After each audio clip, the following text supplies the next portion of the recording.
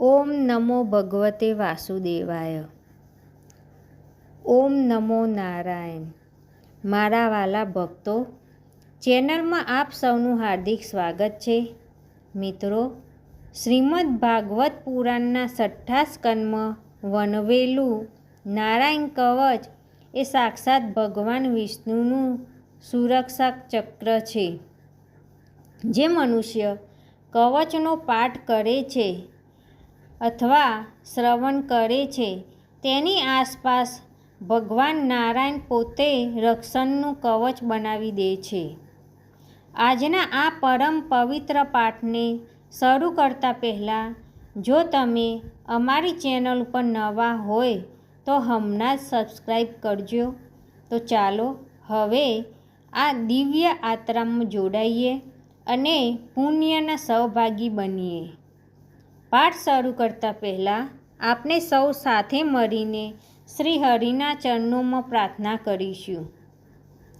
હે લક્ષ્મીપતિ, હે જનાર્દન, આજે અમે આપના આ પરમ શક્તિશાળી નારાયણ કવચનો પાઠ કરી રહ્યા છીએ.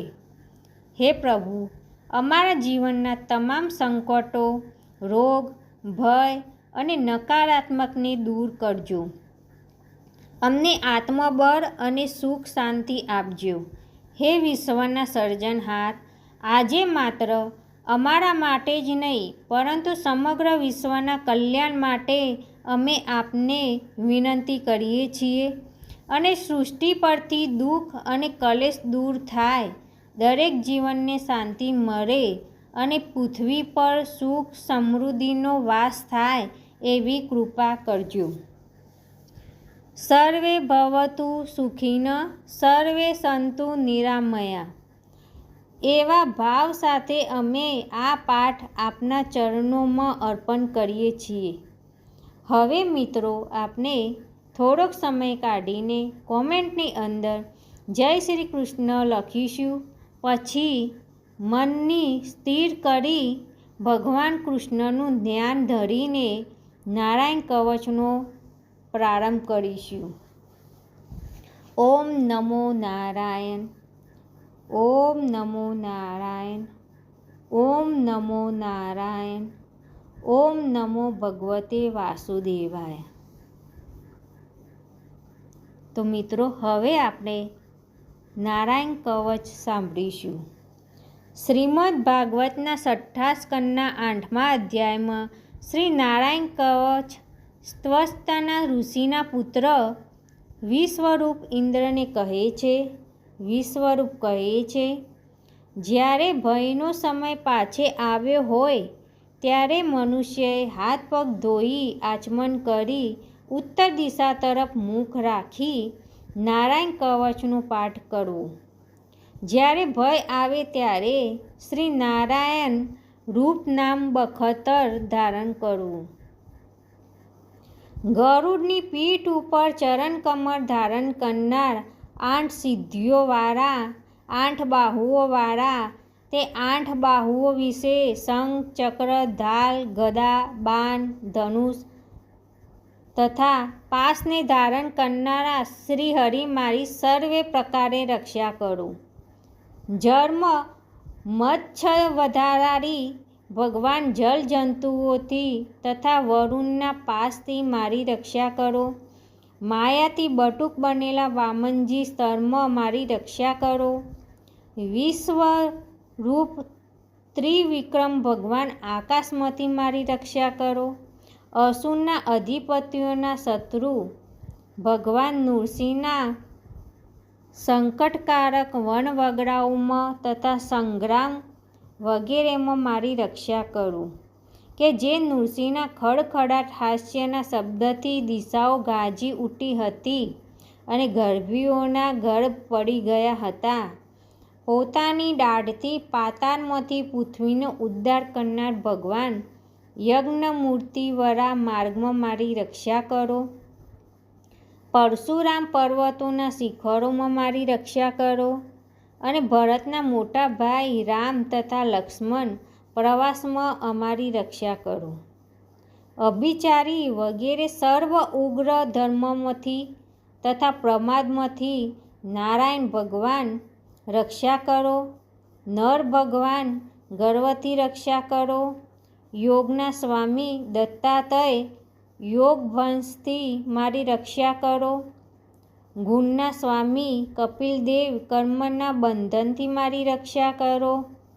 સંતકુમાર કામદેવથી મારી રક્ષા કરો. હયગ્રીવ ભગવાન રસ્તામાંથી જતા દેવતાઓને પ્રણામ ન કરવા રૂપી અપરાધમાંથી મારી રક્ષા કરો. દેવર્ષિ શ્રેષ્ઠ મુનિ નારદ ભગવાનની પૂજામાં જે કોઈ વિઘ્ન નડે તેનાથી મારી રક્ષા કરો. અને કુંભ અવતાર શ્રી હરિ સર્વ પ્રકારના નરકમાંથી મારી રક્ષા કરો. ભગવાન ધનત્વરી ભૂપત્યમાંથી મારી રક્ષા કરો.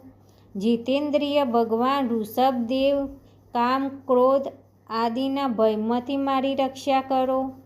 અજ્ઞાવતારી ભગવાન લોકાપવાદથી મારી રક્ષા કરો. બળભદ્ર મનુષ્ય તરફથી થનારા ઉપદ્રવમાંથી રક્ષા કરો. અને શેષનાગ ક્રોધાવેશ નામના સર્પગણોથી મારી રક્ષા કરો. ભગવાન વેદવ્યાસ અજ્ઞાનથી મારી રક્ષા કરો. ભગવાન બુધ પ્રમાદવાળા પાખંડીઓના ટોળામાંથી મારી રક્ષા કરો. ધર્મની રક્ષા કરવા માટે અવતાર લેનાર ભગવાન કલ્કી કાળના મર્મ રૂપ કળિયુગથી મારી રક્ષા કરો. કેશવ ભગવાન પ્રભાતમાં ગદાથી મારી રક્ષા કરો. વેણુધર ભગવાન ગોવિંદ આ સંકટકાળમાં મારી રક્ષા કરો. ઉદાત શક્તિ નારાયણ ભગવાન પાહનકાળમાં મારી રક્ષા કરો. અને ચક્રધારી ભગવાન વિષ્ણુ મધ્યાહનકાળમાં મારી રક્ષા કરો.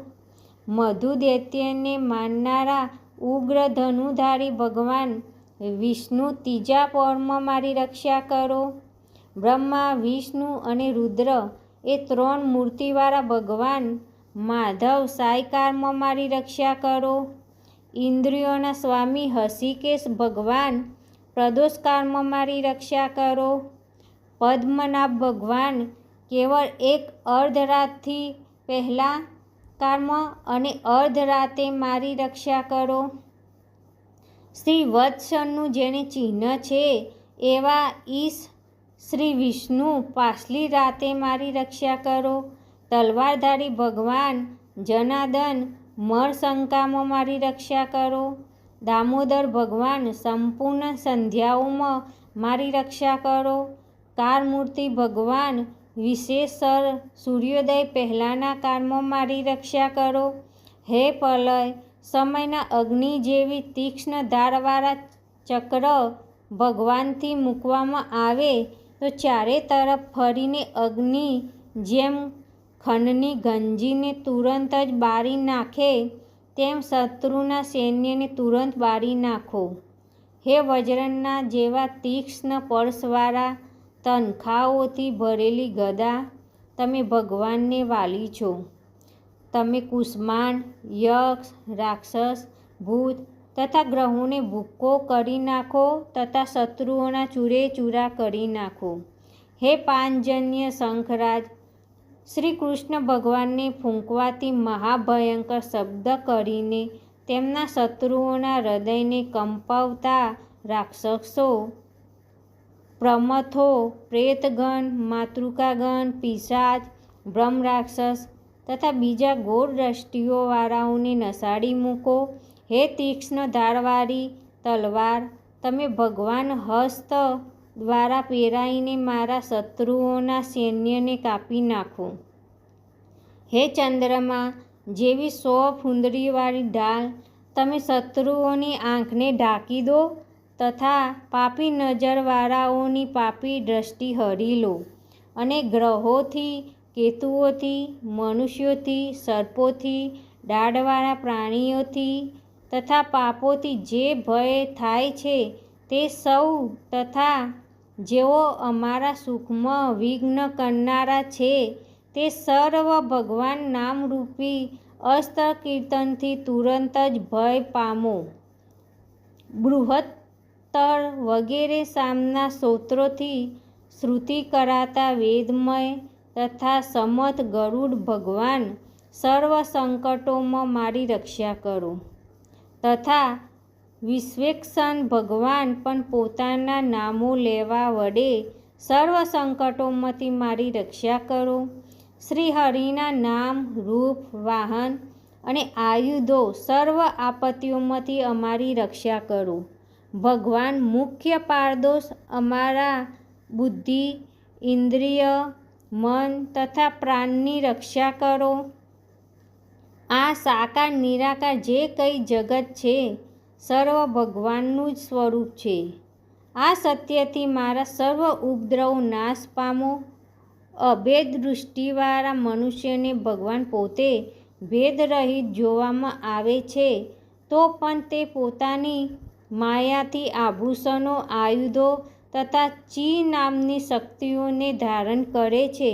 તે સત્ય પ્રમાણ વડે જ સર્વજ્ઞ તથા સર્વવ્યાપક ભગવાન શ્રી હરિ સર્વ પ્રકારના રૂપો વડે સર્વદા અમારી રક્ષા કરો. નામની ગજનાથી લોકોના ભયનો નાશ કરનાર તથા પોતાના દિગ્જ ઝેર, સત્ર, પાણી, વાયુ, અગ્નિ વગેરેના પ્રભાવે ઘરી જનારા નરસિંહ ભગવાન દિશાઓમાં, ખૂણામાં, ઊંચે નીચે, અંદર બહાર ચોતરફ અમારી રક્ષા કરો. નારાયણ કવચનું ફળ કથન.